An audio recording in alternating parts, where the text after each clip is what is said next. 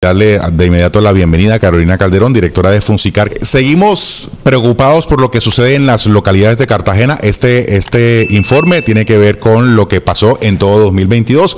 Hace un par de meses estuvo también aquí sentado con nosotros de lo que estaba pasando a corte del primer trimestre de este año en las localidades, que sigue siendo absolutamente preocupante. Pero ¿qué pasó el año pasado? ¿Qué ocurrió el año pasado en las localidades, Carolina?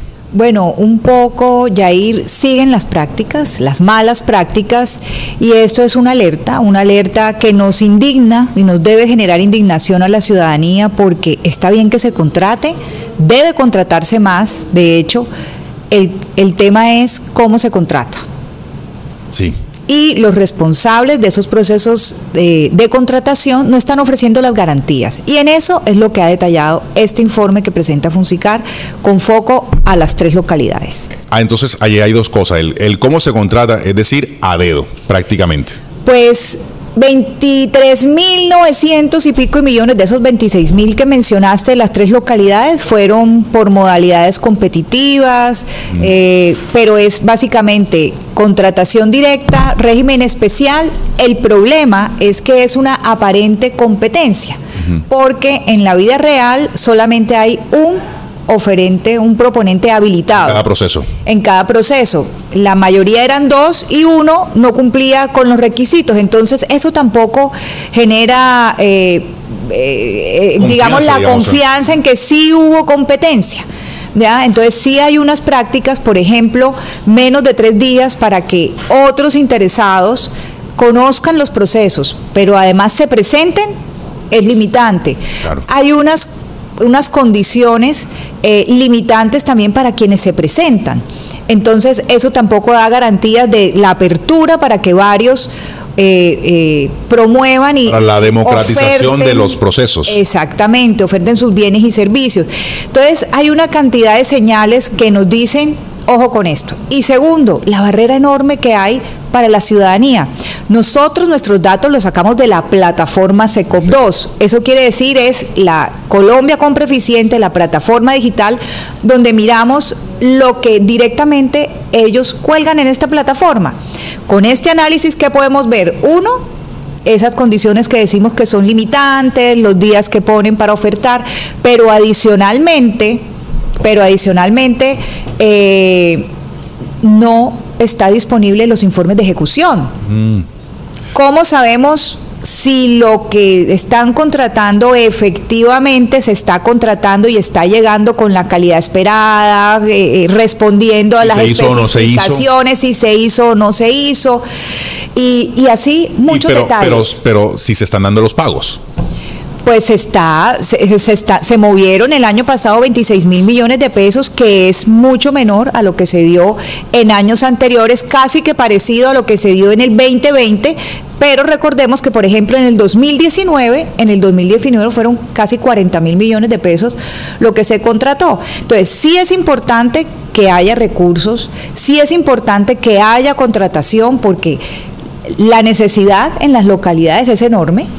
Pero la gran pregunta es, ¿qué están contratando? ¿Qué están contratando? Obras que llenen las necesidades del bienestar de la ciudadanía en las localidades, o se mantiene la contratación de las capacitaciones que al final no van a ningún Pereira?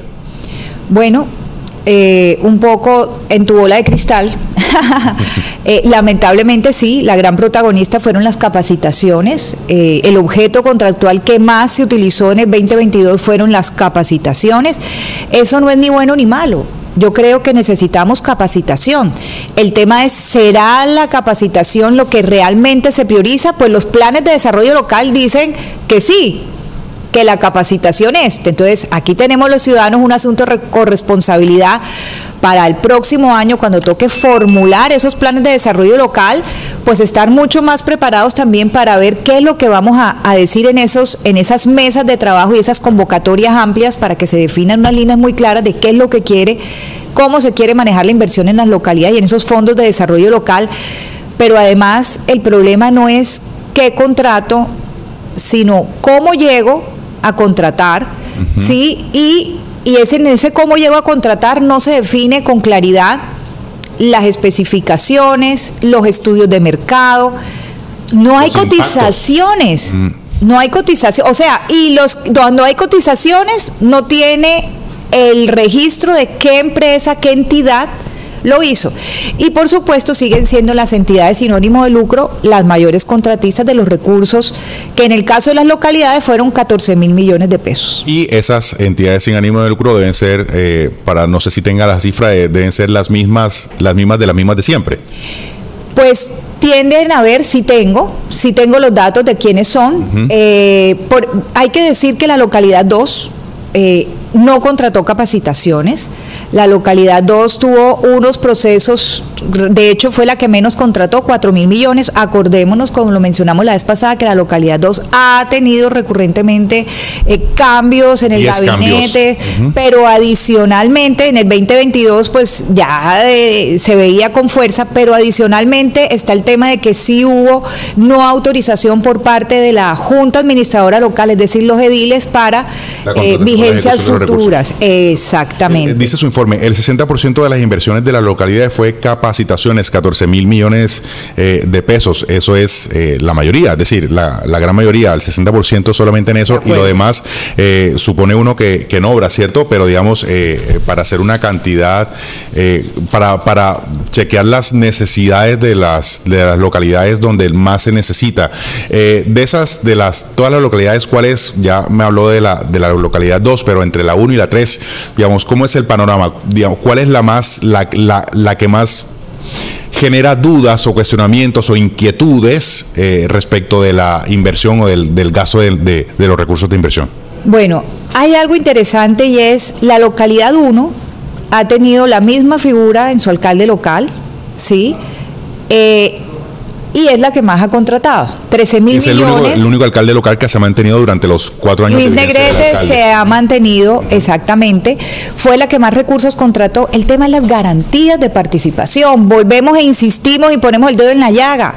El problema no es contratar, el problema no es que se la gane una entidad sin ánimo de lucro, el problema es cómo llega esa entidad a contratar, qué es lo que contrata, cómo lo contrata, cómo fueron sus informes, cómo recibe la ciudadanía esos bienes y servicios. Entonces, aquí fueron 13.000 millones, ¿no? Mira, 7.995 millones en 11 capacitaciones, la localidad 1. Tuvo 2 obras de mantenimiento por 3.100 y pico de millones, una consultoría por casi 900 millones de pesos, y en deporte y recreación 700 millones de pesos. La localidad 2, pues sabemos que fueron 4.000 millones de pesos, hubo un proceso que se declaró desierto para una póliza de seguro en salud para los ediles, y hubo también otro tipo de obras que para limpieza de caños y un tema de ayuda humanitaria. Ese es el mayor rubro, después de ayudas humanitarias, obras de mantenimiento, 1.395 millones de pesos. Exactamente, fue un tema, creo, si no estoy mal, de relimpia, pero en la localidad 3, que también hubo inestabilidad, 14 capacitaciones por 6.300 millones de pesos.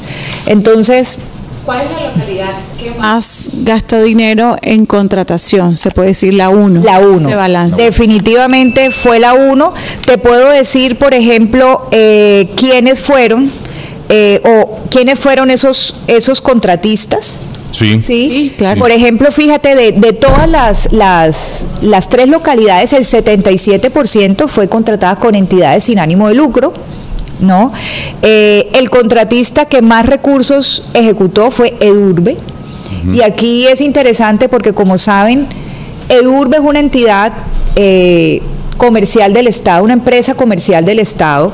Entonces, otra entidad pública, en este caso las localidades, pueden contratar directamente allí por convenios interadministrativos. Ok, la alcaldía contrata con Edurbe. Lo interesante sería que cuando Edurbe reciba y firme ese convenio, también garantice la pluralidad.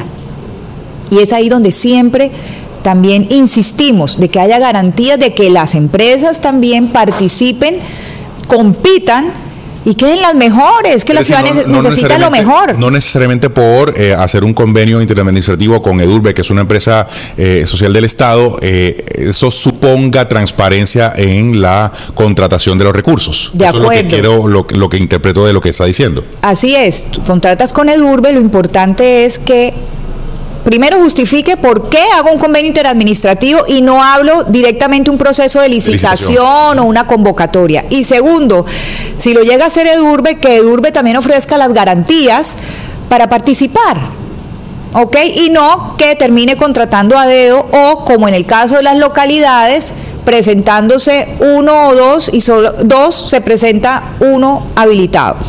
El otro contratista fue la Fundación En Causa, con más de 2.000 millones de pesos en 2 contratos, donde fue el único proponente habilitado. Megatiendas tuvo un proceso por 2.000 millones, la Fundación GEPS, que es el Grupo de Estudiantes para la Promoción en Salud, tuvo 2 procesos por 1.400 millones de pesos, fue el único oferente en uno de ellos, y la Compañía de Trabajos de Ingeniería, también 1.300 millones de pesos, fueron como, digamos, los grandes contratistas. Bueno, finalmente, ustedes tienen unas recomendaciones frente a estos datos que recogen y que revelan en ese informe, que es un llamado a toda la ciudadanía y a las veedurías para que hagan de eso y llamen la atención sobre lo que está ocurriendo. 23.000 millones de pesos de recursos. Ahí está la radiografía de lo que ocurre. Recomendaciones desde Funsicar frente a lo que sucede en las localidades. Bueno, en términos generales, el llamado es contratar. Hay que contratar, es decir, hay que invertir los recursos. Hay que invertir los recursos, hay que ofrecer las garantías, y estas garantías se dan también. Es un tema de contratación y acceso a la información para los que quisieran participar, ¿sí?, de esa oferta institucional, pero también para la ciudadanía. Por ejemplo, nosotros no tenemos acceso en esa plataforma a la ejecución de los contratos, no tenemos ni idea, no tenemos acceso a cómo se está dando esas cotizaciones, cómo llegan a ser sus presupuestos, ¿sí? Por ejemplo, a los que quieren participar no se les da los días para que realmente se enteren de cómo se da y los días para presentarse con las garantías que ofrece la competencia. Y en términos generales se restringe. Y cosas que pasan, mira, casos que también presentamos en este informe, que valdría la pena que por supuesto accedieran a él en la página de Funsicar, está disponible en nuestras redes sociales, funsicar.org, y es, por ejemplo, para participar en capacitación, tienen mayor preferencia que ellas, o exigen que tengan lugar habilitado para hacer las capacitaciones, pero después pagan el alquiler del lugar. Entonces eso tampoco, ¿qué está pasando? Sí. O restringo al principio, pero después pago, esa plata sí le llega a la organización. ¿Qué está pasando allí? O también, por ejemplo, cosas que las localidades no pagan, la misma localidad no paga por el mismo servicio profesional a las personas. Entonces, por ejemplo, tenemos caso de algunas trabajadoras sociales por 5 millones de pesos, pero otras por 2 millones de pesos, pero se supone que es para hacer el mismo oficio. Entonces, ¿cómo se da eso? Y así con todos los oficios. Ese tipo de garantías se necesita transparencia, se necesita acceso a la información y, por supuesto, mejores prácticas del control político que se hace de las juntas administradoras locales a esos administradores, ¿sí? Y rendición de cuentas. Por favor, faltan unos meses para acabar su mandato. Rindan cuentas.